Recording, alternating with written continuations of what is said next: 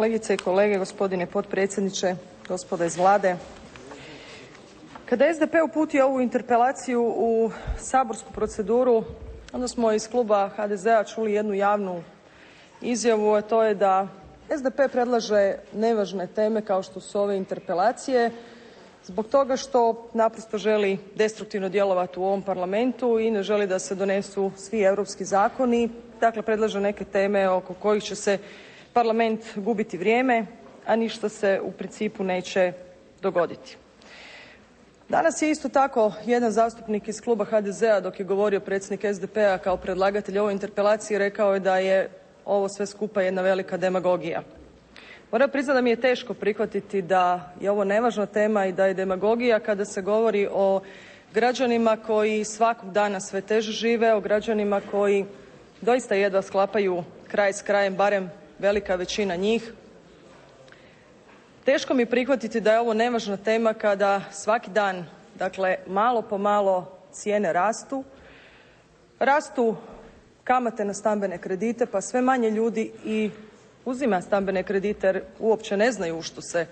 upuštaju, u koju nesigurnost i neizvjesnost. Dakle, kada ne znaju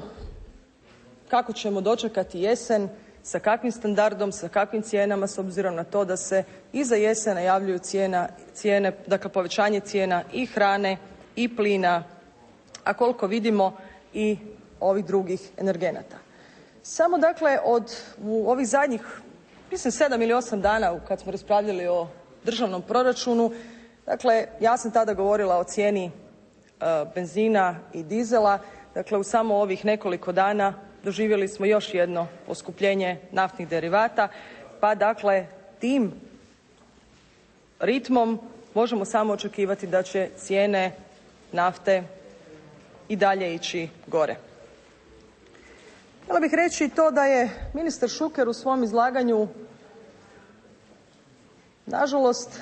vrlo malo govorio o našim građanima, vrlo malo je govorio o tome kako naši građani žive, puno više je govorio o tome, o svojim problemima, o proračunu, kako sastaviti proračun,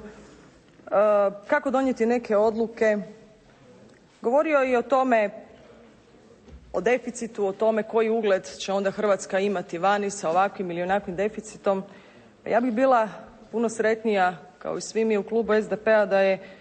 gospodin ministar ovdje ipak malo više govorio o građanima i o tome kako oni žive i o tome što on i čitava Vlada HDZ-a misle učiniti da građanima olakšaju ovaj udar na standard. Mi smo predložili rješenja, ovo nije prvi puta, imali smo nekoliko zakonskih projekata u kojima smo predložili što bi Vlada trebala učiniti da pomogne građanima u ublažavanju pada standarda. Međutim, hoćete li vi kao Vlada ući u neku proračunsku štednju, hoćete li povećati deficit, da li ćete ići na veće opterećenje bogatih, to je gospodo vaša odgovornost, mi u taj dio ne možemo ulaziti. Mi možemo dati određene rješenja, ali to morate vi reći. Gospodine ministre, ako malo se ugledate i na kolege, dakle u Europskoj uniji, dakle ovdje prvenstveno na ovu smjernicu Europske komisije gdje oni preporučuju zbog udara na standard građana u Europskoj uniji da se stopa PDV-a smanji za 5%, oni ovdje kažu u tim svojim smjernicama koliko, dakle odnosno na koje proizvode i na koje usluge treba i na koje energente treba smanjiti stopu PDV-a kako bi se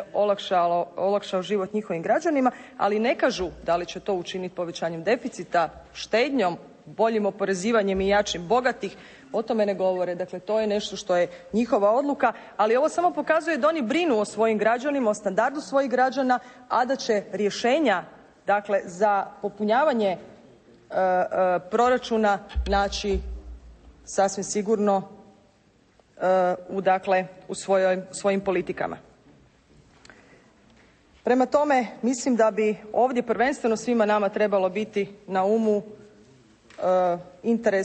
interes naših građana, a rješenja dakle smo evo mi ponudili, ostatak morate vi reći jer ste vi na vlasti. Ne može se isto tako govoriti dakle da je ovo jedna demagoška tema jer nažalost sva istraživanja pokazuju da naši građani osjećaju da sve lošije žive. Naime, 34% naših građana tvrdi da im je financijska situacija iz mjeseca u mjesec sve loše i da osjećaju dakle na svakodnevnoj svojoj potrošnji da sve manje mogu kupiti ili bolje rečeno da 3/4 građana sve zarađeno potroši za dnevne potrebe. Naime, sve pokazatelji govore o tome da najveći broj naših građana svoju plaću potroši za režije, za prehranu i nešto za školovanje djece. Dakle, sve drugo im predstavlja u zadnje vrijeme luksuz. Jednako tako treba reći da smo i po istraživanju GFK pali po kupovnoj moći za 2 mjesta, dakle i to pokazuje pad standarda naših građana u zadnje vrijeme. Činjenica je i da pokušava se u zadnje vrijeme i statističke podatke malo prilagoditi da ne budu baš pravi pokazatelj stvarnog stanja u Hrvatskoj, ali unatoč svemu tome pokazatelji su takvi da su cijene hrane dakle porasle u zadnjih 4 mjeseca za 11%, a da je inflacija službena dosegla 6,4% što je najviša inflacija u zadnjih 8 godina.